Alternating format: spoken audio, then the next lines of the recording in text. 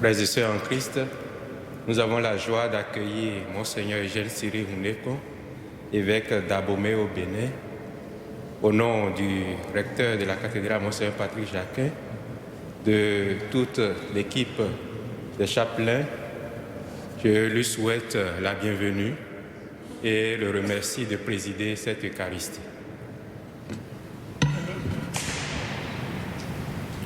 Au nom du Père et du Fils et du Saint-Esprit, la paix soit avec vous.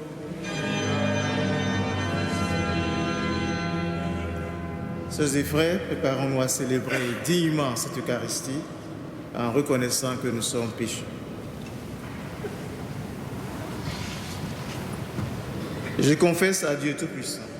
Je reconnais, mon frère, que j'ai péché en pensée, en parole, par action et par omission. Oui, j'ai vraiment péché. C'est pourquoi je prie la Vierge Marie, tous les anges et tous les saints, et vous aussi, mes frères, de prier pour moi, le Seigneur, notre Dieu. Que Dieu Tout-Puissant nous fasse miséricorde, qu'il nous pardonne nos péchés et nous conduise à la vie éternelle. Amen.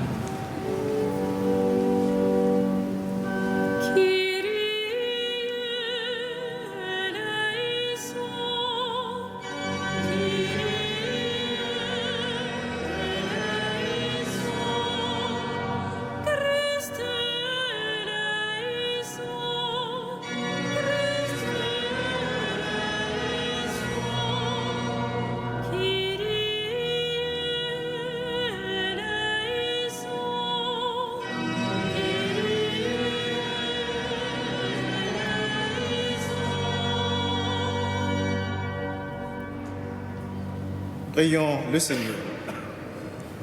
Accorde à tes fidèles, Seigneur, de s'appliquer de toute leur âme à la préparation de Pâques.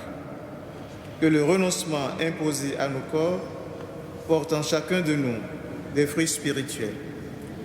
Par Jésus-Christ, ton Fils, notre Seigneur et notre Dieu, qui règne avec toi dans l'unité du Saint-Esprit, maintenant et pour les siècles des siècles. Amen.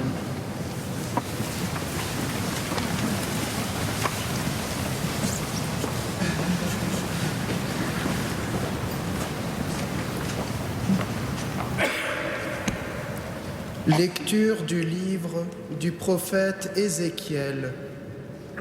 Ainsi parle le Seigneur Dieu. Si le méchant se détourne de tous les péchés qu'il a commis, s'il observe tous mes décrets, s'il pratique le droit et la justice, c'est certain, il vivra, il ne mourra pas. On ne se souviendra d'aucun des crimes qu'il a commis. Il vivra à cause de la justice qu'il a pratiquée. Prendrai-je donc plaisir à la mort du méchant, oracle du Seigneur Dieu, et non pas plutôt à ce qu'il se détourne de sa conduite et qu'il vive. Mais le juste, s'il se détourne de sa justice et fait le mal, en imitant toutes les abominations du méchant, il le ferait et il vivrait. Toute la justice qu'il avait pratiquée, on ne s'en souviendra plus, à cause de son infidélité et de son péché, il mourra. Et pourtant vous dites, la conduite du Seigneur n'est pas la bonne. Écoutez donc, fils d'Israël, est-ce ma conduite qui n'est pas la bonne? N'est-ce pas plutôt la vôtre? Si le juste se détourne de sa justice, commet le mal et meurt dans cet état, c'est à cause de son mal qu'il mourra. Si le méchant se détourne de sa méchanceté pour pratiquer le droit et la justice, il sauvera sa vie. Il a ouvert les yeux et s'est détourné de ses crimes. C'est certain, il vivra, il ne mourra pas. Parole du Seigneur.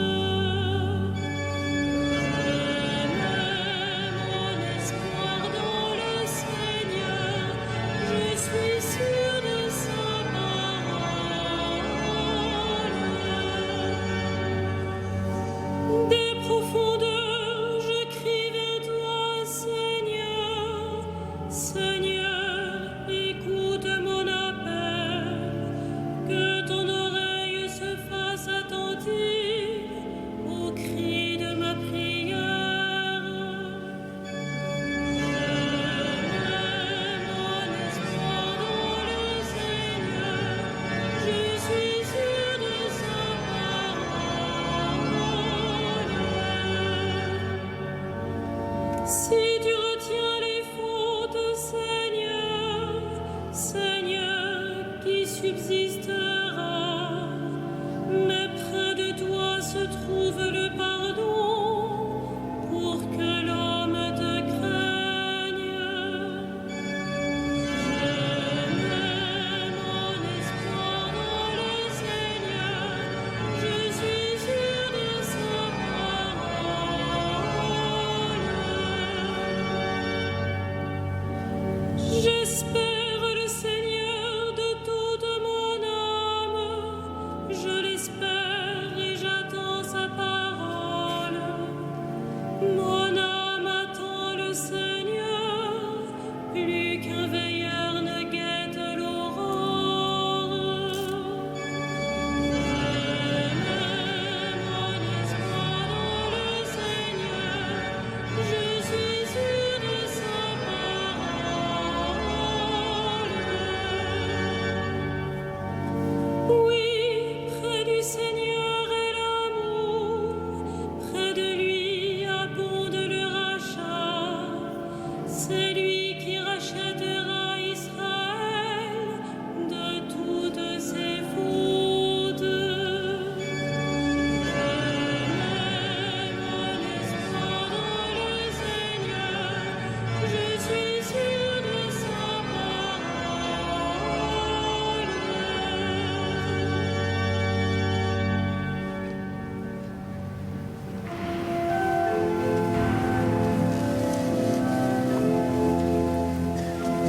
Ta parole, Seigneur, est vérité et ta loi délivrance. Ta parole, Seigneur, est vérité et ta loi délivrance. Rejetez tous les crimes que vous avez commis. Faites-vous un cœur nouveau et un esprit nouveau. Ta parole, Seigneur, est vérité et ta loi délivrance.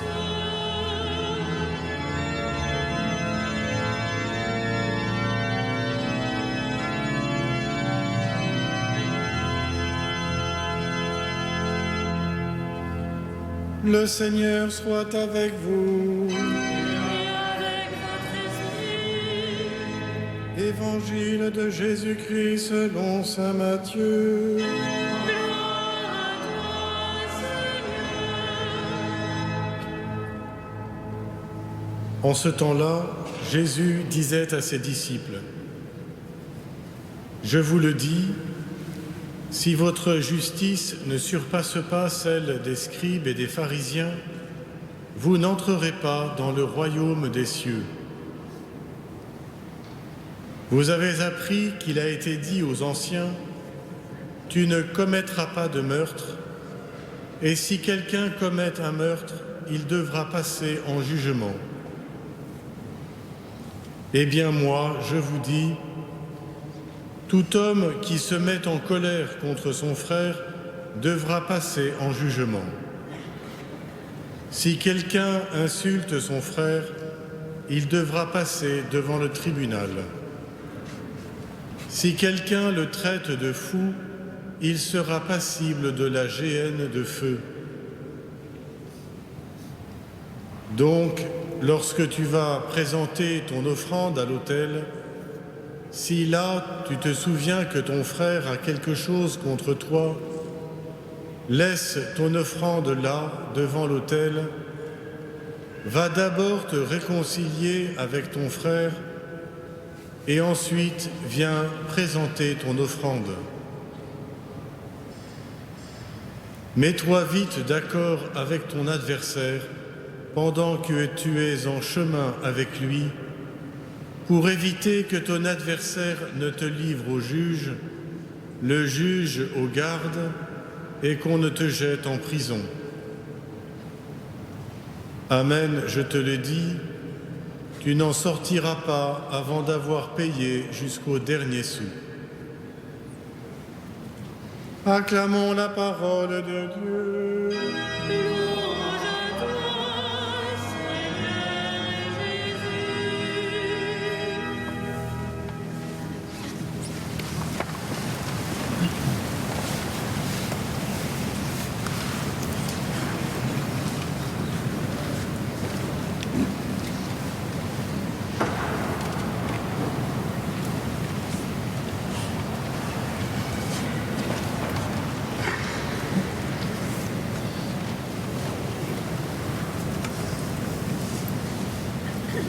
Révérend Père Chanoine, Révérend Père concélébrant, chers sœurs et frères dans le Seigneur,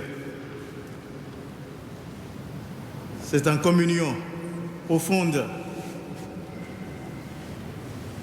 d'église à église, église particulière à église particulière,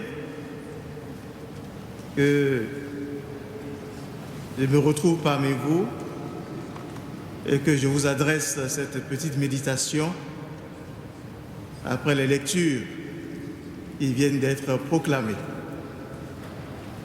Avant tout, je voudrais exprimer le renouvellement de mes sentiments de gratitude vis-à-vis de son éminence cardinal André XXIII, qui a su témoigner de la tradition d'ouverture de l'Église de Paris aux autres églises du monde.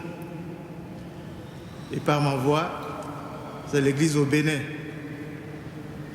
qui vous salue, l'Église au Burkina Faso qui vous salue, l'Église dans les pays de nos provenances qui vous salue et qui est édifiée par ce sens de communion profonde, non seulement en humanité, mais surtout dans la même foi, étant tous baptisés et réunis pour le témoignage en vue de l'extension du règne de Dieu dans nos cœurs et dans nos milieux. La lecture d'aujourd'hui porte notre attention sur la vérité de nos relations avec Dieu et avec nos sœurs et nos frères. À travers ces lectures, le Seigneur nous renvoie à nous-mêmes et nous invite à purifier nos manières de voir, de penser, purifier aussi notre relation avec lui. Mais de quelle manière? Le Seigneur nous interpelle pour que notre vie de communion avec lui soit marquée par l'instant quotidien que nous vivons. Si le pécheur, si les fautes commises hier sont transformées en démarche sincère de pardon et de désir de progrès et d'excellence, eh bien le Seigneur est à nos côtés. Mais lorsque notre effort se laisse tenter par la déroute vis-à-vis du bien, malgré nos efforts du passé, le Seigneur nous juge sur l'instant présent.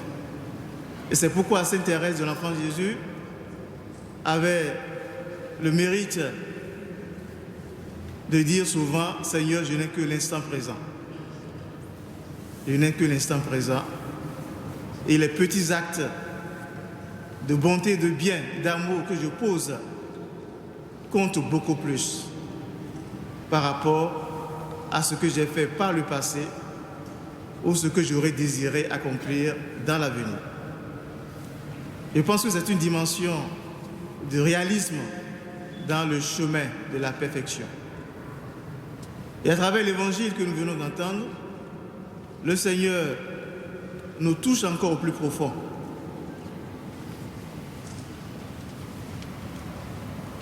Le Christ nous interpelle dans nos démarches de communion vis-à-vis de lui, dans nos démarches même d'offrande du meilleur de nous-mêmes, de ce que nous avons, de notre disponibilité, de nos services, de notre avoir, du partage de nos compétences.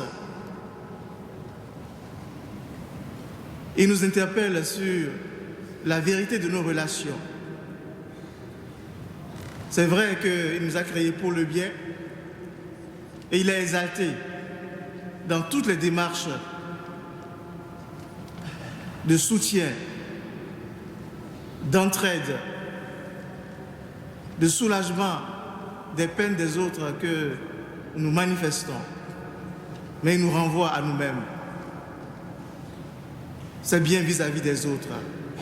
Et vous-même, quelle est la qualité de votre vie? N'êtes-vous pas souvent enclin à la médisance, à la calomnie, à la destruction de la personnalité des autres? N'avez-vous pas dérobé ce qui ne vous appartient pas? N'êtes-vous pas de ceux qui voient la paille dans l'œil des autres au lieu de reconnaître la poutre dans leur propre œil? Voilà le message d'aujourd'hui. C'est pour dire que pour le Seigneur, ce qui compte, c'est notre cœur. Et Isaïe, au chapitre 12, verset 6, nous disait ceci: le Seigneur est le Dieu qui sait, qui pèse nos actes. Le Seigneur, le Dieu qui sait, qui pèse nos actes. Et donc, c'est lui qui sonde les cœurs et les reins et qui sait la vérité de notre être. Et il nous renvoie à nous-mêmes pour que nous aussi, nous en prenions conscience, pour que notre vie soit rayonnante non seulement aux yeux des hommes, aux yeux de notre assemblée ecclésiale, mais aussi à ses propres yeux. Et donc, de ce point de vue, le Seigneur se démarque des attitudes d'aujourd'hui qui conduisent souvent au blanchiment. Pas seulement le blanchiment de l'argent, au blanchiment des fautes.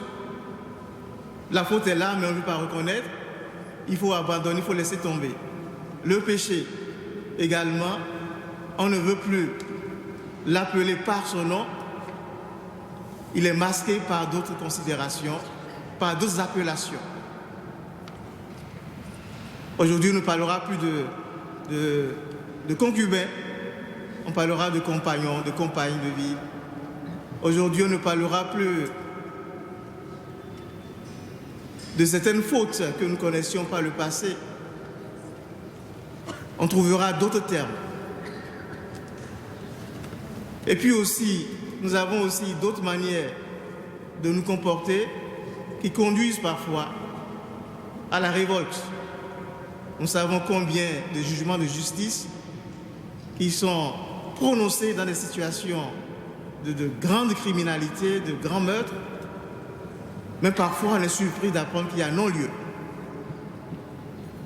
Et on est un peu touché, meurtri par tout ce qui se combine avant que de telles décisions ne sortent officiellement. Le Seigneur veut nous entraîner dans une relation sincère. Il veut que nous soyons des personnes de parole. Il veut que nous nous entraînions au principe que nous appelons de bonne foi. Que nous soyons crédibles à nos propres yeux, pour être sûrs d'être crédibles aux yeux des autres. Et c'est pourquoi il nous dit, si tu veux offrir ton offrande, va d'abord te réconcilier avec ton frère. Donc la démarche inverse par rapport à notre bon sens habituel. C'est celui qui est l'offenseur qui fait la démarche. C'est tout à fait normal. Mais que l'offensé puisse aller à la rencontre de celui qui l'a meurtri, il a humilié, eh bien, ça nous dépasse humainement parlant. Et le Seigneur, parfois, nous amène à aller plus loin pour que nous puissions goûter à la joie des grâces particulières. Et donc, l'évangile d'aujourd'hui nous incite réellement à une vie chrétienne qui aspire à plus de sincérité, à plus de clarté. Et en cela, la grâce du Seigneur pourra inonder davantage dans nos vies et nous pourrons être réellement des hommes et des femmes dont la vie édifie, des hommes et des femmes qui attirent au Christ, qui provoquent des rencontres particulières. Et pour terminer, je voudrais évoquer un témoignage que j'ai reçu à Rome pendant le synode des évêques sur la famille, synode auquel j'ai participé, où il était question d'une dame qui avait été profondément déçue par son mari, qui après tant d'années, de décennies de mariage, dont le mari était tombé amoureux d'une collègue du service. Et les relations se sont tellement dégradées que finalement, l'homme découchait et devenait violent. Et donc, en conclusion, il fallait se séparer. C'était le divorce. Parce qu'il fallait être vrai avec soi-même. Et à un moment donné, à travers un enseignement reçu, l'épouse a fait l'effort de provoquer encore une énième rencontre. Et cette fois-ci, avec une attitude d'humilité et de désir, d'invitation de l'autre à revenir pour annuler le projet de divorce. Et cette grâce a rejailli. Et ce qui est extraordinaire, c'est que l'épouse a dit à la fin, après avoir pardonné, j'aime plus que jamais mon mari. Après avoir pardonné, j'aime plus que jamais mon mari. Voilà l'une des grâces de la puissance du pardon. Puisse le Seigneur, à travers cette Eucharistie, nous remplir de sa présence pour que tout ce que nous désirons de bien en lui, nous soyons aussi portés à l'offrir aux autres en retour. Amen.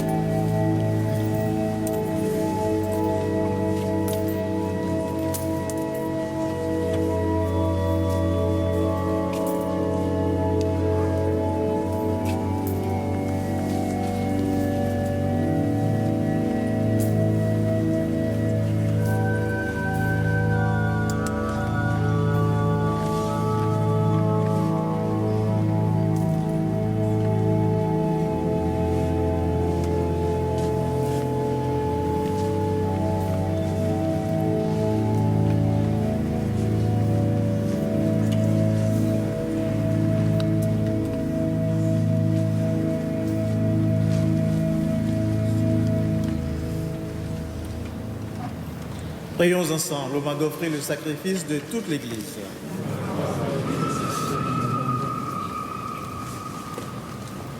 Accueille avec bonté, Seigneur, le sacrifice offert dans cette Eucharistie. C'est par lui que tu as voulu nous montrer ta pitié et nous rendre la vie dans la puissance de ton amour. Par Jésus, le Christ notre Seigneur. Amen.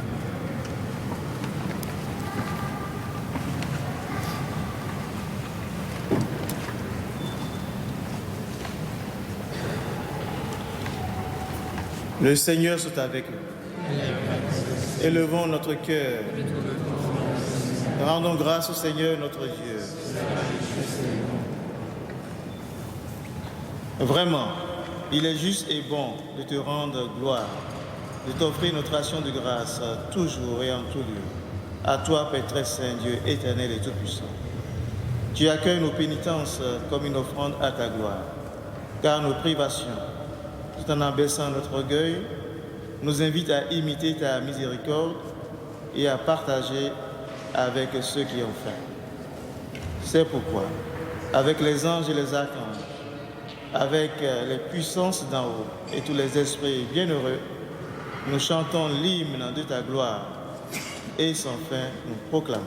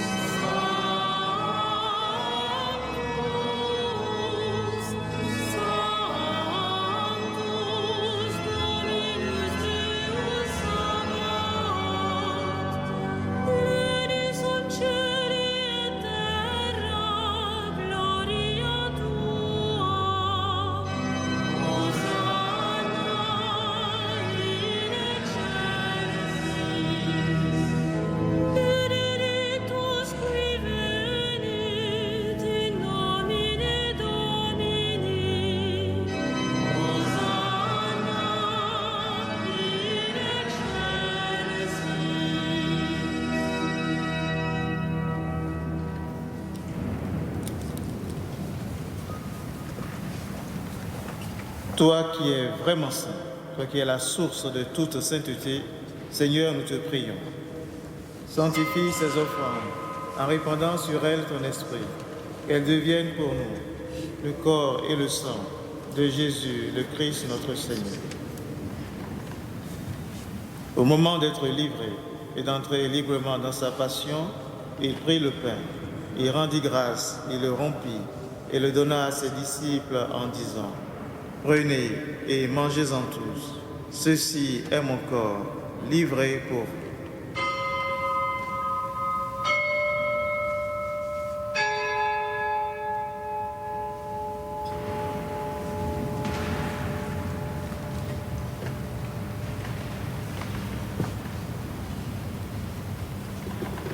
De même, à la fin du repas, il prit la coupe.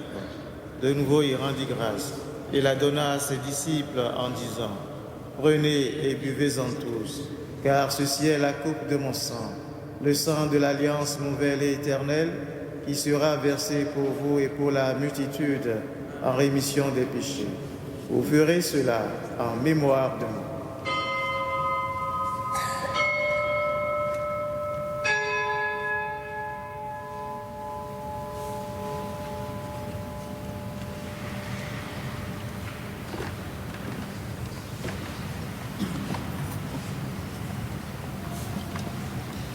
Il est grand le mystère de la foi. Proclamons ta mort, Seigneur Jésus. Nous célébrons ta résurrection. Nous attendons ta venue. Faisant ici mémoire de la mort et de la résurrection de ton Fils, nous t'offrons, Seigneur, le pain de la vie et la coupe du salut. Et nous te rendons grâce car tu nous as choisis pour servir en ta présence. Humblement, nous te demandons qu'en ayant part au corps et au sang du Christ, nous soyons rassemblés par l'Esprit Saint en un seul corps.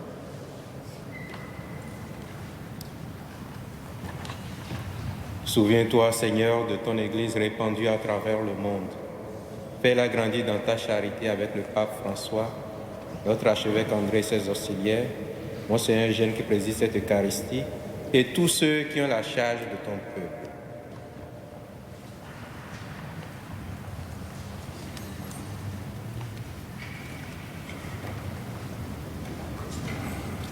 Souviens-toi aussi de nos frères qui se sont endormis dans l'espérance de la résurrection et de tous les hommes qui ont quitté cette vie. Souviens-toi en particulier de Maria. Reçois-les dans ta lumière auprès de toi.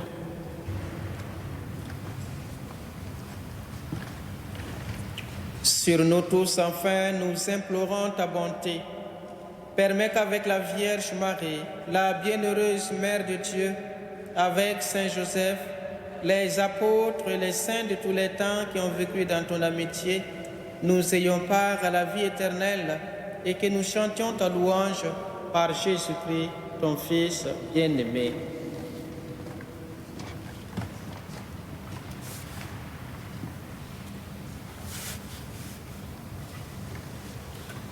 Par lui, avec lui et en lui, à toi, Dieu le Père Tout-Puissant, dans l'unité du Saint-Esprit, tout honneur et toute gloire pour les siècles des siècles.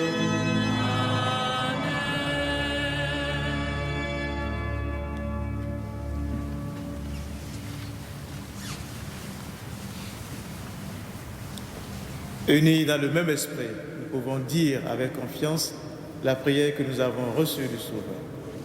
Notre Père, qui es aux cieux, que ton nom soit sanctifié, que ton règne vienne, que ta volonté soit faite sur la terre comme au ciel. Donne-nous aujourd'hui notre pain de ce jour. Pardonne nos offenses, comme nous pardonnons aussi à ceux qui nous ont offensés. Et ne nous soumets pas à la tentation, mais délivre-nous du mal. Délivre-nous de tout mal, Seigneur, et donne la paix à notre temps. Par ta miséricorde, libère-nous du péché, rassure-nous devant les épreuves, en cette vie où nous espérons le bonheur que tu promets et l'avènement de Jésus-Christ, notre Sauveur.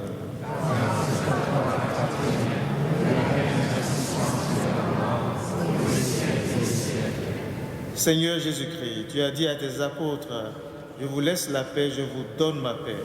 Ne regarde pas nos péchés, mais la foi de ton Église.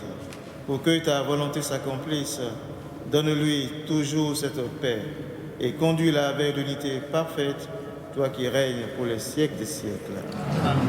Que la paix du Seigneur soit toujours avec vous.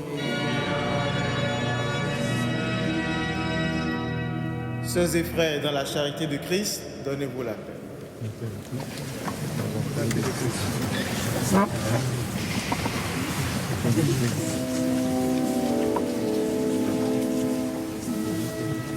Agnus Dei, qui tollis peccata mundi, miserere nobis.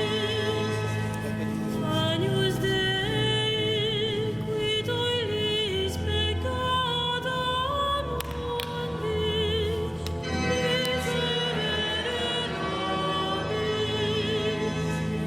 Agnus Dei, qui tollis peccata mundi, dona nobis pace.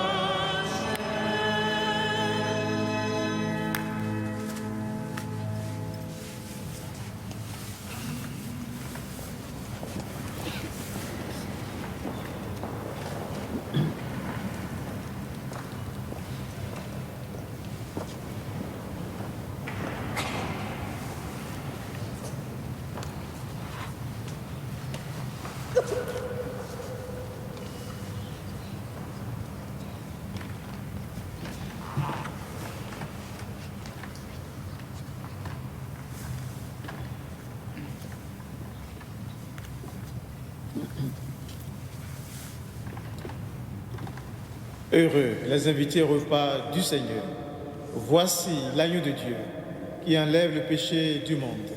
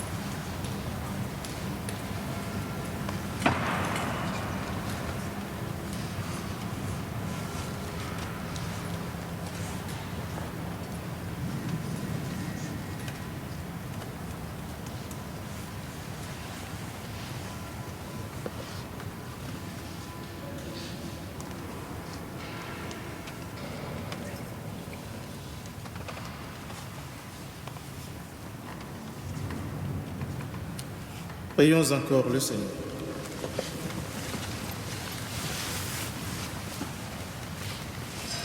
De ce repas dont tu nous as nourris, Seigneur, nous attendons un renouveau.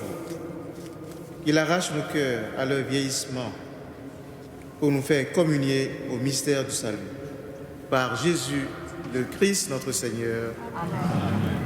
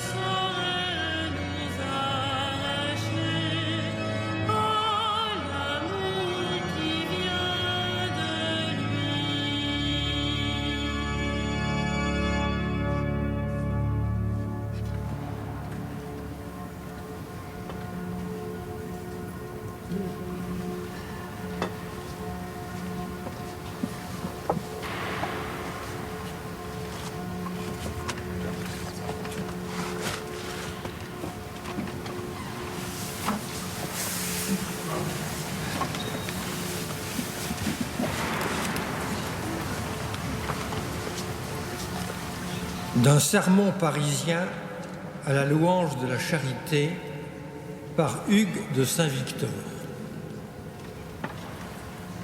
Que pourrais-je dire de toi, charité? Je t'ai célébré comme notre guide dans la voie de Dieu. Que serait-ce si je t'appelais toi-même la voix de Dieu? Oui, charité, tu es la voix, mais tu n'es pas une voix comme les autres. Je vous ferai connaître, dit l'apôtre Paul, une voix encore plus haute.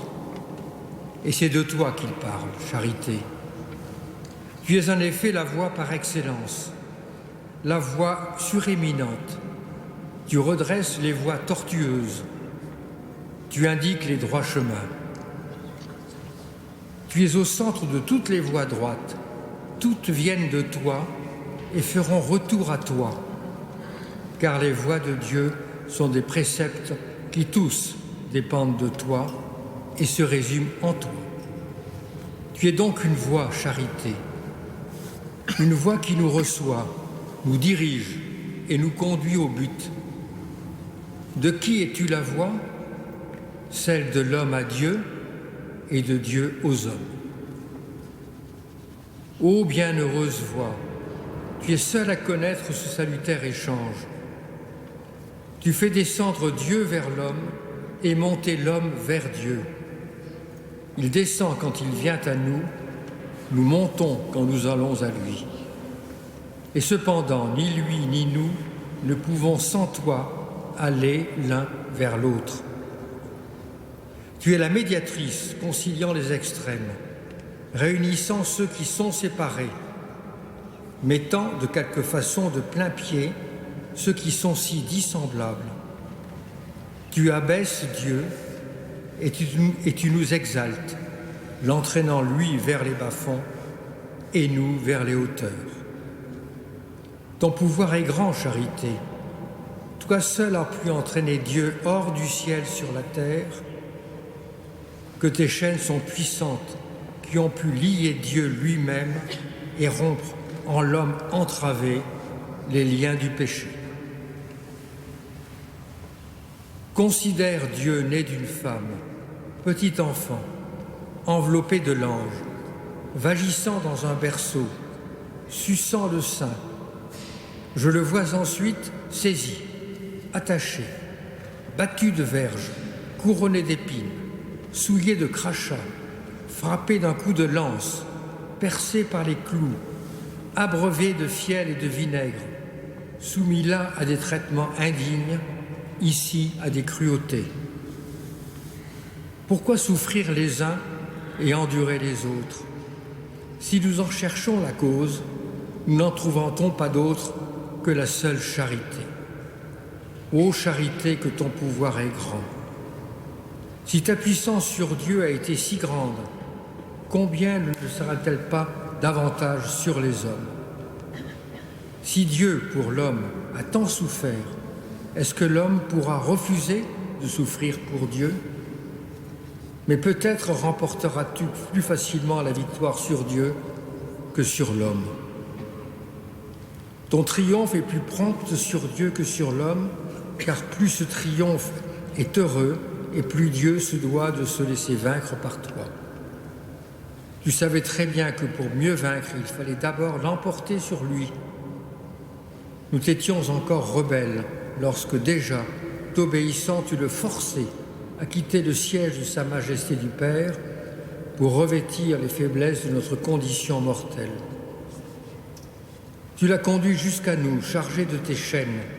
Tu l'as conduit jusqu'à nous, blessé de tes flèches, pour qu'à la vue de ton triomphe jusque sur Dieu, l'homme rougisse de continuer à te résister. Tu as blessé celui qui ne pouvait souffrir, enchaîné celui que nul ne pouvait vaincre, entraîné l'immuable et rendu mortel éternel. Tu as fait tout cela pour attendrir nos cœurs durs et que plus facilement les percent tes flèches. Ta peine n'a pas été vaine. Beaucoup déjà ont reconnu ta victoire sur eux. Beaucoup déjà portent tes flèches fichées dans leur cœur et désirent les voir s'enfoncer plus profondément, car leurs blessures sont délices et suavité, et ils n'ont ni douleur ni honte à recevoir tes coups. Ô charité, quelle grande victoire est la tienne! Tu n'en as blessé d'abord qu'un seul, et par lui, tu les as tous ensuite vaincus.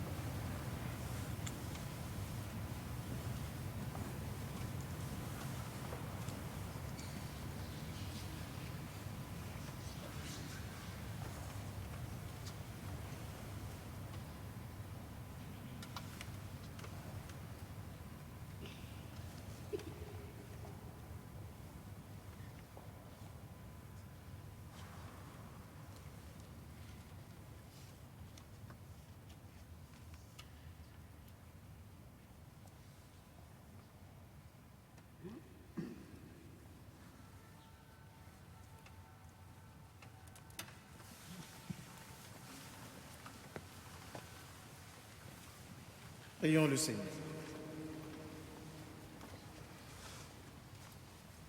Dieu qui nous a sanctifiés et nous a donné le bonheur quand nous étions pécheurs et malheureux, prends soin de tes dons, prends soin de ton œuvre. À ceux que tu as justifiés par la foi, accorde la force de persévérer. Par Jésus-Christ, ton Fils, notre Seigneur. Amen.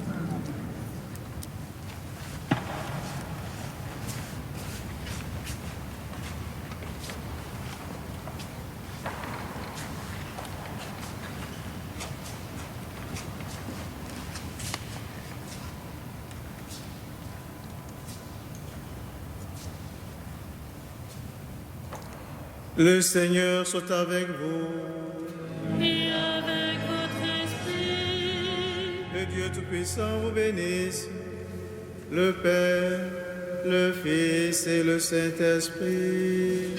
Amen. Allez dans la paix du Christ. Nous rendons grâce à Dieu.